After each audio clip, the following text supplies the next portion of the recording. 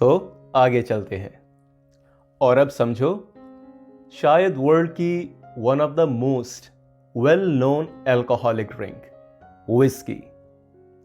तो विस्की के पार्ट में तुम समझोगे कि स्कॉच विस्की बाकी विस्की से क्यों और कैसे अलग है, विस्की बनती कैसे है, कितने टाइप की विस्की होती है, अमेरिकन विस्की क्या है और कितने टाइप्स हैं उसके, या फिर कैनेडियन विस्की क्या है। तो विस्की शुरू करने से पहले तुमको ये बता दूं कि देखो, जब तुम मॉल्ट जोन्स वगैरह पढ़ोगे, जैसा कि तुमने ग्रेप्स के जोन्स के बारे में पढ़ा, तो कभी कभी जोन्स वगैरह को मैप पर देखकर उनकी इंपॉर्टेंस को समझने में काफ़ी कंफ्यूजन रहती है कि क्यों इतना जोन्स के हम पीछे पड़े हैं, क्या ये सच में इतने इंपॉर्टेंट हैं, तो क्यों हैं। अगर यही कंडीशन तुम्हारे साथ भी है तो इसको एक इजी वे में समझो कि देखो, जैसा कि तुमने नोटिस किया होगा कि बासमती राइस, जो कि राइस का किंग माना जाता है, बेसिकली इंडिया से आता है।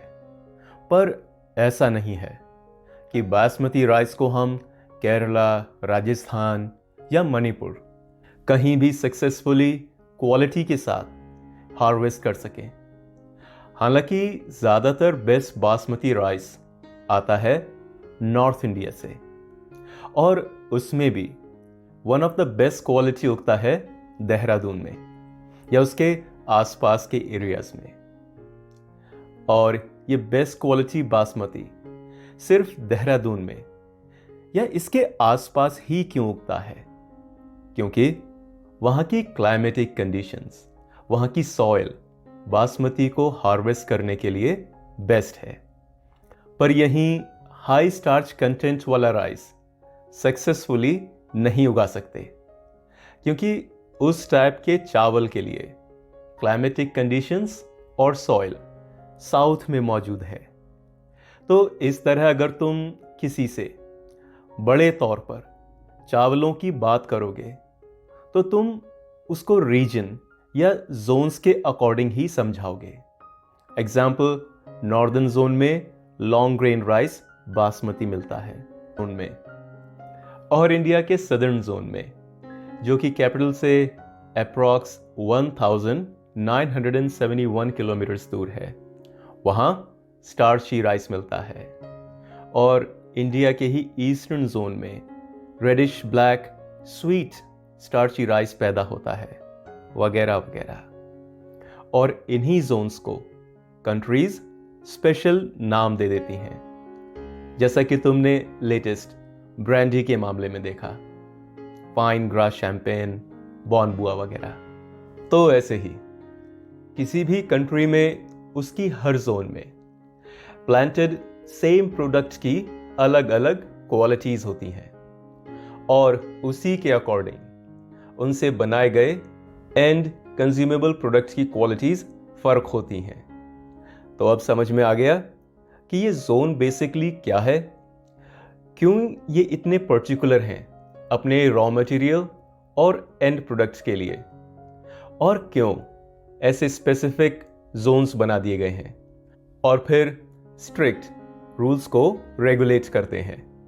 तो ये वर्ड विस्की एक गैलिक एक्सप्रेशन जो कि स्कॉटलैंड से रिलेटेड है, यूसेज बीथा से डिराइव हुआ है, और इसका मीनिंग है वाटर ऑफ लाइफ। अब कुछ हिस्टोरिक फन फैक्ट सुनो विस्की के बारे में, तो तुमको थोड़ी हैरानी होगी जानकर कि विस्की, जिस ड्रिंक का नाम सबको पता है, वो विस्की कभी भी 1853 तक तो कुछ खास फेमस नहीं थी, और तब तक वाइन्स का बड़ा दौर था।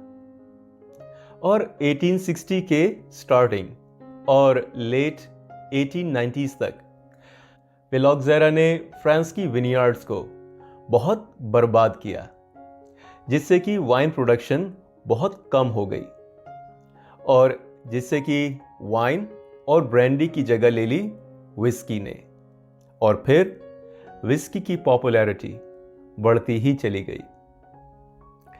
और तुमको एक इंटरेस्टिंग फन फैक्ट और बताता हूं कि अब आज के टाइम में ब्लेंडेड विस्कीज भी बहुत बेहतरीन प्रोडक्ट्स माने जाते हैं।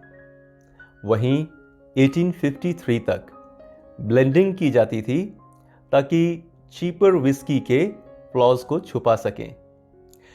तो ये विस्की वुडन या स्टोन जार्स में होल सेलर्स को डिलीवर कर देते थे और बाद में ग्रोसर्स, इन ओनर्स, वाइन स्पिरिट मर्चेंट्स खुद ही ब्लेंडिंग कर लिया करते थे। खैर, अब एक और बात को समझो कि विस्की स्कॉटलैंड में ही इन्वेंट हुई थी और सभी लोगों ने इसको कॉपी किया। और क्योंकि स्कॉच विस्कीज, इनकी अपनी एक अलग ही क्लास है, अपनी खुद की एक डिस्टिंक्टिव क्वालिटी है, और इसको बनाने और बेचने में भी काफ़ी रूल्स और रेगुलेशंस को फॉलो करना पड़ता है। तो ऐसी स्पेशल विस्की को ऑन पेपर स्कॉच विस्की कहकर रेफर करते हैं, और जनरल लैंग्वेज में विस्की का मतलब स्कॉच से ही होता है। और जब कोई स्पेसिफिकली किसी दूसरी कंट्री की विस्की की बात करता है तो वो स्पेसिफिक नाम देकर कहता है, जैसे कि एग्जाम्पल, मुझे जापानीज फला विस्की चाहिए। लेकिन अगर वही आदमी प्लेनली कहता है कि मुझे विस्की चाहिए तो नॉर्मली उसका मतलब है स्कॉच। समझ में आ गया? ठीक है।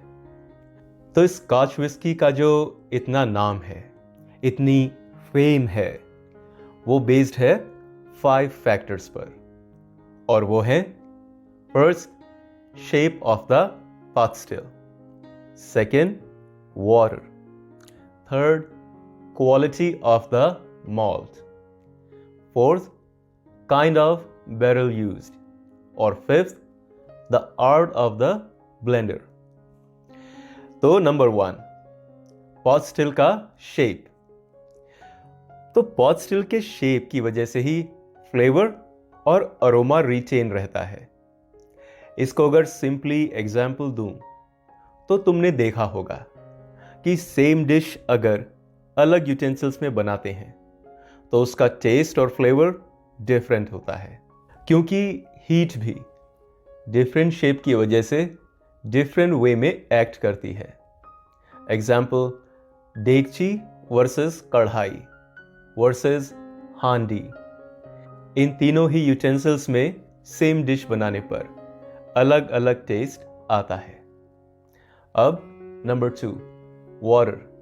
तो पानी का अपना फ्लेवर, उसका अपना मिनरल कंटेंट होता है, मींस वाटर की क्वालिटी, जिसमें कि एसेंशियल मिनरल्स होते हैं विस्की को उसका कैरेक्टर देने के लिए। Number 3, quality of the malt, मतलब मॉल्ट किस जोन से हार्वेस्ट होकर आया है, वो क्या फ्लेवर कंट्रीब्यूट करेगा, पीटी, स्मोकी, सटल, एसेट्रा। और number 4, kind of barrel used. तो किस टाइप का, किस लकड़ी से बना हुआ बैरल उसकी एजिंग और मैच्योरिंग के लिए यूज किया है। देखो, हर पेड़ की, हर लकड़ी की अपनी क्वालिटी होती है। तो जिस टाइप की लकड़ी में विस्की को मैच्योर करते हैं, उसकी क्वालिटी, उसका टेस्ट, उसका फ्लेवर अकॉर्डिंगली चेंज हो जाता है। और number 5, art of the blender. ये बहुत ही इंपॉर्टेंट है, क्योंकि ब्लेंडर कोई एक ब्लेंडेड विस्की बनाने के लिए, जिसको कि ब्लेंड बोलते हैं, तो ब्लेंडर कोई भी एक ब्लेंड बनाने के लिए बहुत सारे विस्कीज को ब्लेंड करता है, जो कि एक बहुत ही कॉम्प्लिकेटेड प्रोसेस है, और इसके लिए बहुत अच्छा टेस्ट सेंस और बहुत ही ज़्यादा एक्सपीरियंस चाहिए।